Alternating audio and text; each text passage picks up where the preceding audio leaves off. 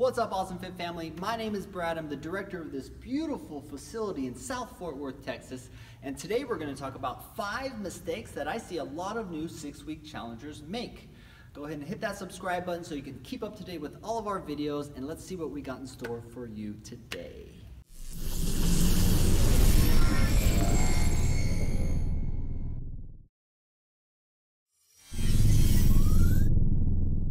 So I've had the unique opportunity to be director of the camp for over 3 years, and over these 3 years I've had the opportunity to work with hundreds of challengers in this 6-week challenge, and I'm seeing a lot of patterns. And one of the biggest mistakes that a lot of challengers have that hinders their progress and hinders their ability to meet that 20-pound or 5% body fat loss goal is not fully understanding the meal plan. We've all heard it, I'm sure you heard it in the nutritional seminar, that you cannot outrun your mouth. You know, you can burn 1,000 calories in here, but then go to Starbucks and suck down 1,200 calories just like that, right, and delete everything. So understanding the meal plan is so important, because our meal plan is where you're going to lose the weight. You will not lose the weight in this gym facility. You will lose the weight by eating. All right, so if you don't understand the meal plan, if you don't understand the portion sizes, the 3-component meals, then you're not going to make this goal. So number 1, make sure you fully understand the meal plan. Read the book, read the nutritional guide. Do not be that person at week 3 when your director comes up to you and asks you, have you read the meal plan? And you say you've lost it week 1. It happens literally every single challenge. If you do lose your meal plan, go to your director, let them know, and they will definitely give you one, and make sure that you fully understand it. If you have any questions, ask. Now, if you're asking people in the private Facebook group, that's awesome, that's great, but make sure you fact check that with your director. All right, ask your director what's going on if you have any questions. Super important if you want to get this goal done. All right, and number 2, we're going to stick with nutrition, because nutrition is the most important part about becoming healthy.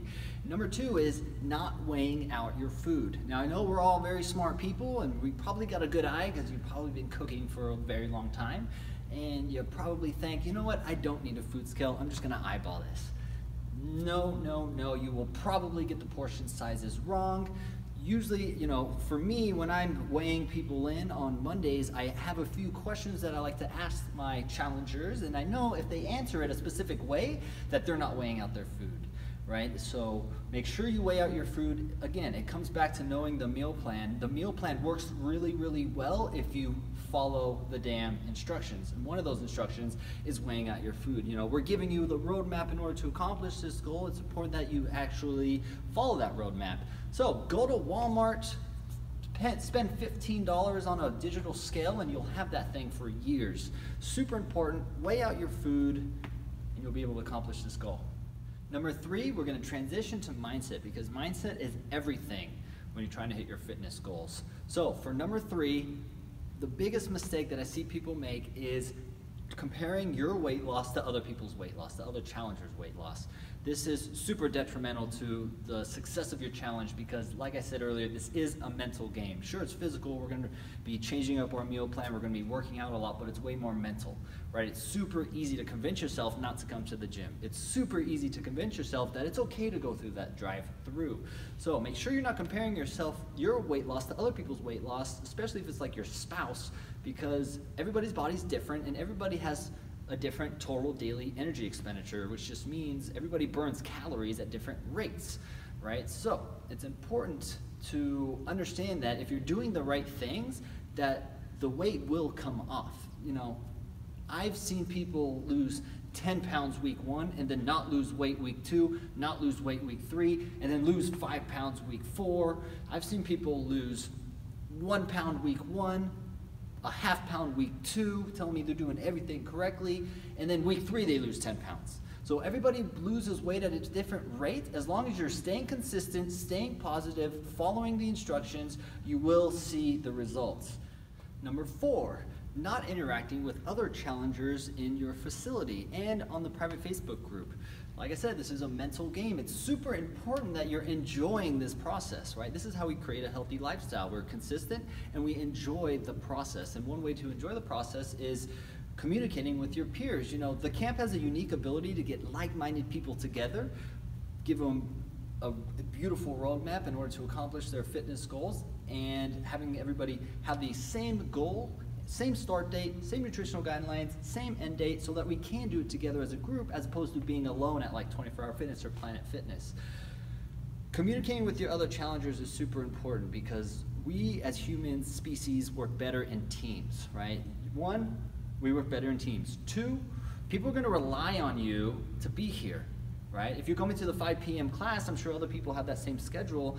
Now you're gonna be hopefully communicating with those other clients, and you're going to build that relationship, build that gym partnership, and then they're gonna rely on you to be here, and you're gonna rely on them to be here. So now we're all holding each other together accountable as a group in order to accomplish this goal.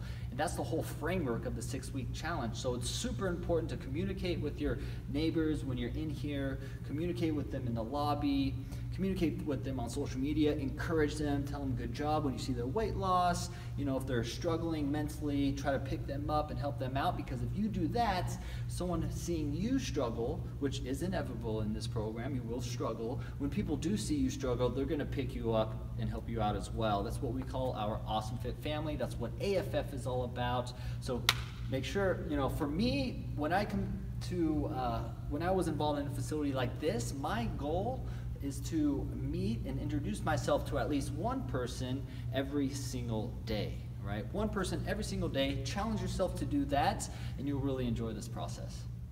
And the 5th mistake that I see a lot of new challengers make is not finishing the 6-week challenge.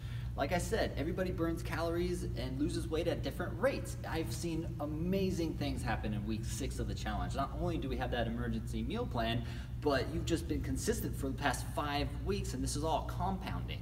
Like I said earlier, I've seen people lose not a lot of weight in the beginning, but then lose all their weight at the tail end of the program. So it's super important that you finish your challenge, because you really don't know what's gonna happen at that final way out. We also have a lot of good specials for people who do finish the challenge.